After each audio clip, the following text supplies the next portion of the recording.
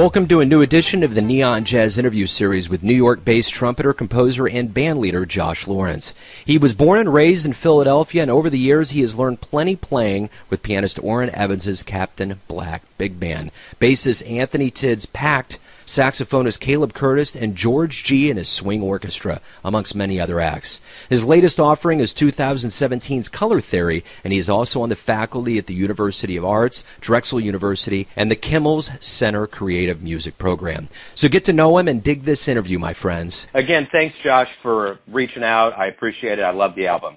Oh, great. I'm glad you dig it. So let's go ahead and get into that album and talk about it a little bit. It's Color Theory, and it has a great lineup. You got Adam Falk, Orrin Evans, Caleb Curtis. It's a beautiful album. Talk to me about what went into this album. When you went into the studio, when you were in the process of making this, what was your vision, and how do you feel now that it's done? Oh, yeah, okay, yeah. Well, I had an idea that I wanted to do something that dealt with visuals more than my previous work.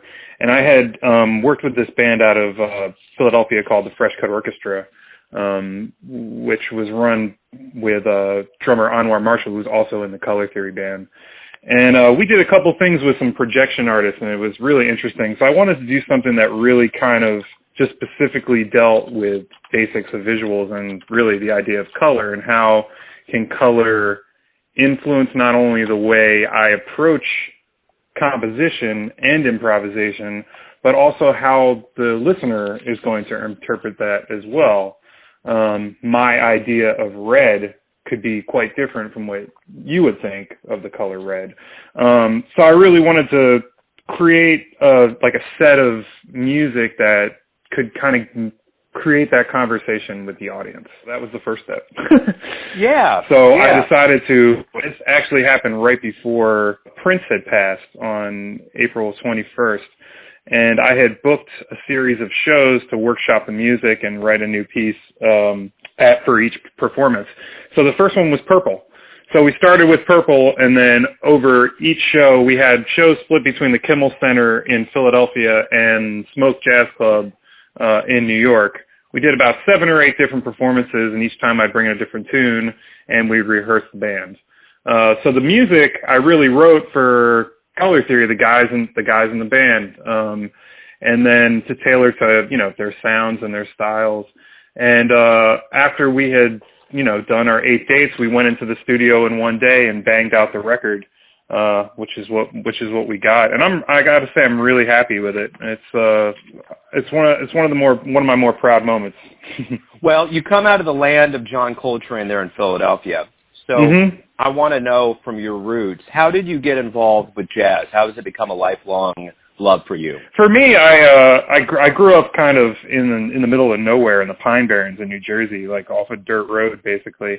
And at the time, I both my parents had some musical inkling, but they weren't musicians per se. I just happened to pick up a trumpet, in the 5th grade, which was part of this music in schools program, there. And I just took to it. I just really liked it.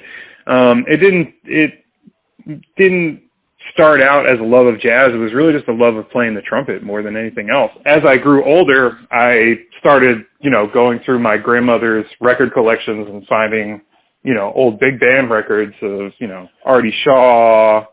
She loved Harry James, Count Basie Orchestra, Benny Goodman, Duke Ellington, all the swing bands of her generation. And that music really is what kind of attracted me to that. And so it was really through big band music, and by the time I'd gotten to high school, I had linked up with somebody who became a mentor of mine and a teacher who kind of pushed me to Philly.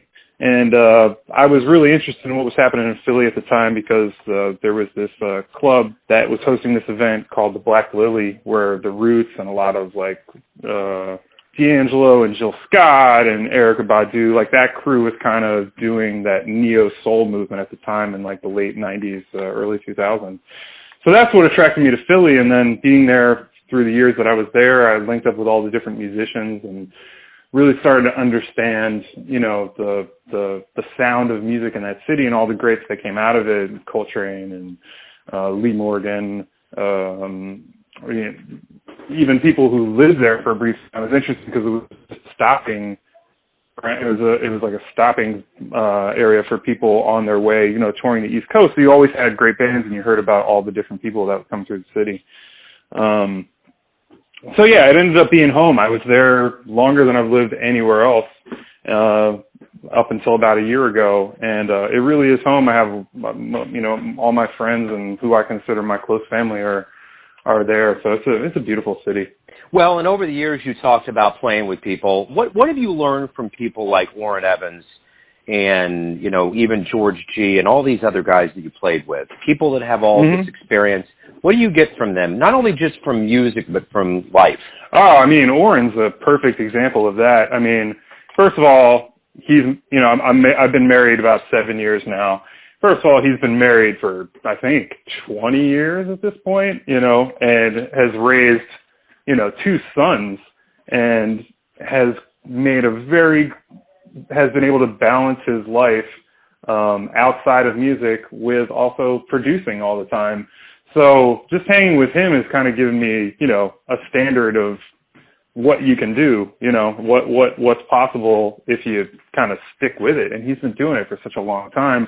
I started a bit later in the game, and just as far as just the music point, just to keep producing, keep writing new music, keep recording, keep trying to do new projects, just keep it moving, and longevity is really the key, Absolutely. Well, in your career, speaking of longevity, you diversified. Talk to me about the Fresh Cut Orchestra. How did that come about? And just kind of give me a little bit of a history and how you feel about it. Fresh Cut Orchestra was kind of the brainchild of a percussionist. His name is Lenny Seidman in Philadelphia. He is the music curator at the Painted Bride Art Center in Philadelphia, which has one of the longest running, continually run jazz series in the city. It's been going for, I should know, because we played on the anniversary of it, and that's what the band was put together for. Lenny chose 3 people in Philly that were kind of up-and-comers on the scene, things around town, and put us together and said, hey, here's a space. I'd love for you to put together a large ensemble and see what you guys come up with. They gave us a budget and said, hey, do this. So we're like, okay. So, we got 7 of our closest friends who are some of the best musicians in Philly, and we wrote all this new music for the band, and we did the concert. And that concert kind of was the kickstart. We recorded all that music, and that became the last 2 records that we did. We toured around a bit. We played the Kennedy Center, and we played Dizzy's in New York, and we did a bunch of shows, of course, in Philly, and we had a residency at the Kimmel Center in Philadelphia, which was really great. We wrote a whole bunch of that and premiered it for their first residency series, and we just recorded that music last summer, so we're working on editing it and getting it mixed and all that. But that band has been great. Just with the musicians that I've gotten to work with, who I get to write for, really, it's it was a great vehicle for me to work out how to arrange, how to write for specific people, work out different instrumentations. So, for all those reasons and plenty more, I'm sure forgetting, it's just been an awesome experience with those guys. So between your solo work, you have about 3 albums under your name, 2 with the Fresh Cut. How do you feel about your career? How do you think things are going, especially with Color Theory out and things moving forward? I have some records out. I have a bunch of records ahead of me that I'm working on right now. I'm working with interesting people. I live in a great neighborhood. I'm happily married, and I teach students that are really interested in learning about the music.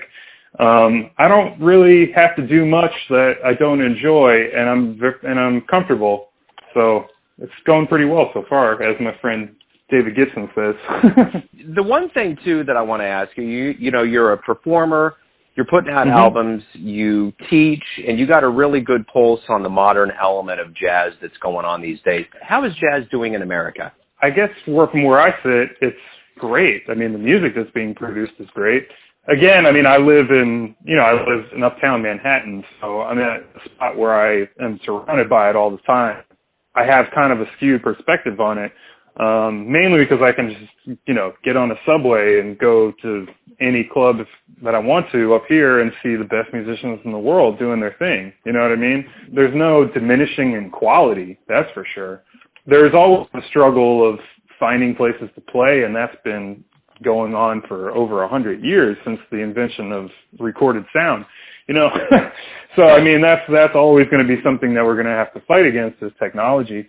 But I know a lot of great musicians that are making music that I listen to. I know some people listen to, and it's made my life better, and I know it's made a lot of other people's lives better as well. Does it have as much of the big pie slice of the old school radio model?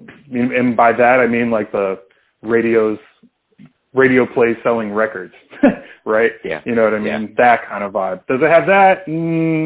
No. And even the big guys are kind of trying to figure out how to deal with that as well. It's kind of interesting where we are right now because we're only I know it seems like a long time, but it's only been 2 decades since Napster came out. You know what I mean? And then that was like free music for a distribution of music. So we're still trying to figure out what it is and what we want to do with it. The one thing that remains the same is the live performance element. Like what we do is the album is the result of us playing shows. It encapsulates what our actual practice is, which is performing for people. That's what the bulk of our time is spent doing. So, I mean, I play and I make a living. I know a lot of musicians that play and make a living and make really cool, interesting, creative music. Does that mean it's not hard to book a tour in the Midwest? Yeah, it's really hard, and I'm trying to do it right now. But I'll keep trying, you know what I mean? Sure. You just find your places and you pull together your audience and find the people that want to present the music, and it might not be as thriving as it was, say, in Count Basie's day, but there still is a scene there. I feel like it might be harder to break into it. I think that's really the thing. That's interesting. Because it's so much smaller, because it's so much smaller. Like back then, like the scene was big band after big band. And when you weren't playing a big band gig, then you were playing at Minton's. You know what I mean? Where you were with your quintet playing your tunes. So it's like, but everything was still connected to the scene. So I don't know. It's interesting. I mean, I'm too young to really have a broad enough perspective of it, but I do what I can. You're old enough to have seen some shows, and as a live performer, obviously live shows will influence the way you approach life. What live jazz shows have you seen that have left a really deep impression on you? Oh, number one, Majamal, without a doubt. It was unbelievable. I saw him at the Blue Note. This might have been a decade ago, honestly. And, I mean, just unreal. Like one of the most unreal shows I've ever seen. I could go into detail after detail, but really what stuck with me about seeing him was just how soft the band could play and still groove to everything they played, even when they were at triple piano and you could hear a coin drop on the floor. Unreal. I've never heard anything like it. And just his whole vibe on stage, the way the band worked together, the tunes, and I just love his playing. I'm a huge fan. And he's definitely that one always jumps to mind, that's for sure. Right on. So yeah. let me ask you this. It's a generic question, but why do you love jazz? That's a good question. For me, really what it is, it's a feeling. Like I said, like the music that my grandma listened to was swinging. And whenever music to me has that rhythm and that feeling that you get from the swing rhythm, that just puts me in a good place. Like you mentioned George Gee, swing makes you happy. I mean, that's really what it is for me, is that when I hear a band really swinging, I'm happy. Like that it makes me happy. I can't explain exactly why it does, but that's what happens. So to me, that's the core of it. I love the blues and I love playing the blues. Like that's like one of the things that I just love to play. So between swing and the blues, like I'm pretty much set. It allows for me to express myself and also enjoy myself at the moment. So it's, it's a beautiful thing. It is, for sure, for sure. Let's say we hook up in about 10 years from now, maybe even 15, and talk. What do you want to see happen with your career? Where do you want to be? In 10 years from now? Oh, that's good. So I definitely will have, at that point, 10 years I'll have, 10 more records, right? Yeah. So that's really the one thing. Like every year there should be a record. So that's that. I've been teaching a little bit at a university in Philadelphia, and I feel I'm able to teach my students something about the instrument, and I think I have a novel way of approaching the instrument. I'd like to kind of explore that a little bit more, like how I can kind of maybe turn it into some type of method on how to play the instrument. Because I don't see a lot who's kind of approaching it the way that I do. And so that's definitely one thing, at least on that respect, I'd love to kind of get into, whether that means more teaching or writing a book or, I don't know, some type of digital series on it. I'm not sure. But definitely just the concept of teaching that, I definitely would like to explore more. At least some work with strings. Like, that's really on my bucket list of things that I'm trying to do as soon as that's possible. So just writing for strings. I've done a little bit of, film score work, and I've done some stuff like that, but I'd love to do a record of just trumpet and strings like Clifford Brown or, even the Charlie Parker with strings or some of those Cannonball Adderley records. Or even I was listening to the Freddie Hubbard First Flight record, which is just beautiful. It was Don Sebesky string arrangement. So I would definitely love to get into that. I mean, honestly, what I'm doing now, but just more of it. Beautiful. Like I'm pretty happy with what I'm doing. So I'm just trying to keep it going. Yeah, absolutely. So let's get to a little bit of the essence of who you are. Everyone has a version of you. Your family, your friends, your business associates, those that you play live for. But who do you think you are? When you wake up and face today, who are you? Okay, well, first of all, I'm a husband, so I'm making sure my wife gets out the door to her gig.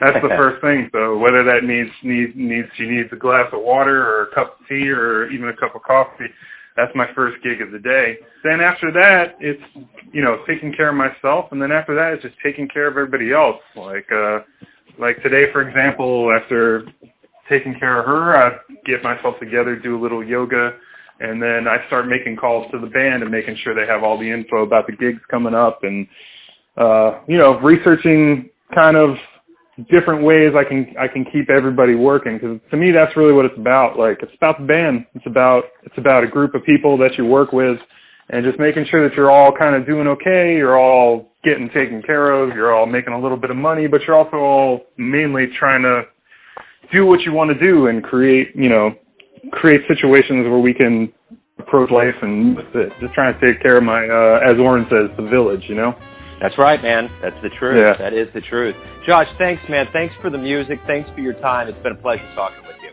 Oh, really, really nice talking to you as well. Thanks for listening and tuning in to yet another Neon Jazz interview, where we give you a bit of insight into the finest players in New York, Philly, Kansas City, and spots all over the globe, giving fans all that jazz. And thanks to Josh for his time, his stories, and his honesty. If you want to hear more interviews, go to Famous Interviews with Joe Domino on the iTunes Store, visit neonjazz at youtube.com, and for everything Neon Jazz, go to the neonjazz.blogspot.com. Until next time, enjoy the music, my friends.